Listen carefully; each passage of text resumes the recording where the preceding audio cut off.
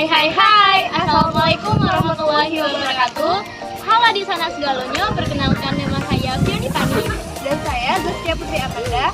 Kami dari kelas 9B. Jadi di sini kami akan menyampaikan sebuah informasi mengenai Benteng Marlboro yang merupakan peninggalan dari penjajah Inggris. Yuk kita simak.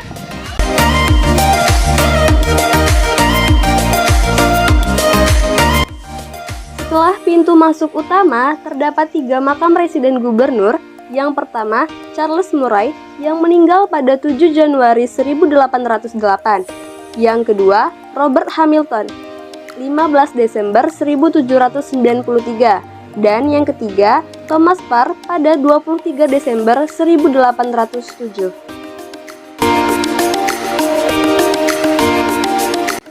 Setelah melewati 3 makam tua tersebut, kita dapat memasuki sel militer yang ada di sebelah kanan benteng yang dulunya difungsikan sebagai penjara.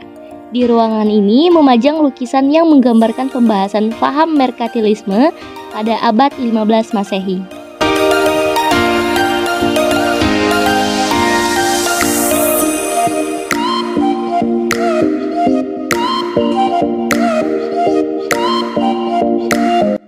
Sejarah Fort York. Fort York adalah benteng pertama yang dibangun Inggris pada tahun 1585.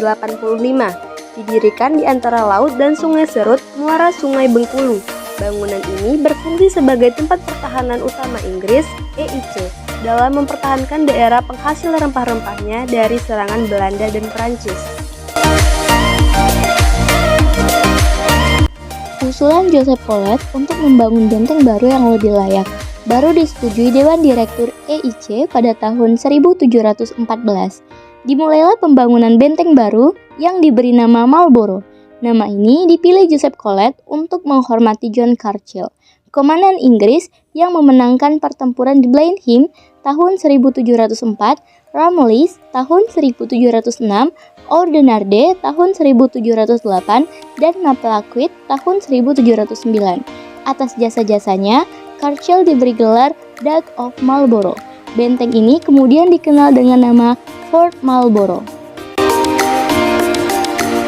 Dalam perkembangannya, daerah Bengkulu menjadi daerah yang cukup penting dalam jalur perdagangan. Ini terlihat dari komoditi yang diperdagangkan di Bengkulu sejak tahun 1872, yaitu komoditi ekspor. Lada, cengkeh, kopi, getah damar, getah karet, kayu manis, rotan, beras, buah pala, dan tembakau. Pala, lada, dan cengkeh adalah 3 jenis rempah yang paling dikenal dengan berbagai macam manfaatnya. Sedangkan kopi adalah salah satu sumber alami kafein, zat yang dapat meningkatkan kewaspadaan dan mengurangi kelelahan.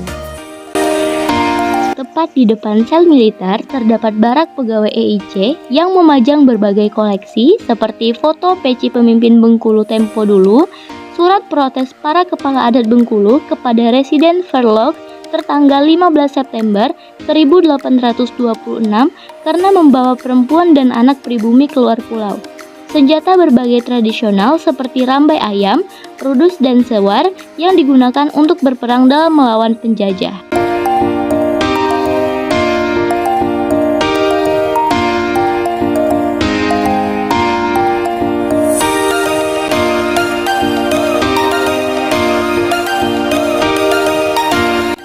Di halaman ini pernah berdiri sebuah bangunan yang dulunya berfungsi sebagai gudang atau storage hasil perdagangan Inggris dengan penduduk lokal yang akan dikirim ke Eropa. Foto di bawah diambil sekitar tahun 1900-an dengan beberapa tentara Belanda maupun KNIL yang sedang apel dengan membawa sepeda. Di bagian belakang benteng terdapat kantor East India Company atau EIC yang menjalankan usaha dagang Inggris di Bengkulu untuk dibawa ke Britania Raya dan nampaknya saat ini digunakan sebagai kantor pengelola Fort Marlborough. Letak benteng Marlborough sangat strategis, yakni di tepi pantai Tapak Padri dan membelakangi Samudra Hindia. Hal ini dimaksudkan untuk memperkuat pertahanan militer Inggris dari ancaman VOC karena Bengkulu adalah ladang lada terbesar di Sumatera. Sebagai basis pertahanan Inggris, benteng ini dibangun dengan sangat kuat, di mana dindingnya terdiri atas 2 lapis, tebal dinding luarnya sekitar 3 meter, dengan tinggi mencapai 8,65 meter, sementara tebal dinding bagian dalamnya mencapai 1,8 meter. Sebuah senjata peninggalan Inggris yang pada masanya digunakan untuk peperangan. Terdapat 4 meriam yang diletakkan di tempat terpisah, yaitu 2 meriam diletakkan di sebelah utara dan 2 lainnya diletakkan di sebelah timur.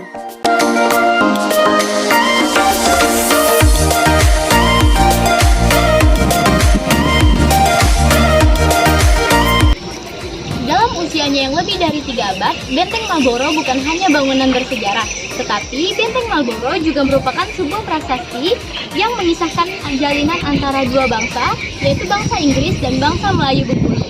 Dan tempat ini juga menyimpan sejarah mengenai keberadaan Inggris di Bengkulu dan tentu saja sayang untuk dilewatkan jika kalian berkunjung ke kota Bengkulu.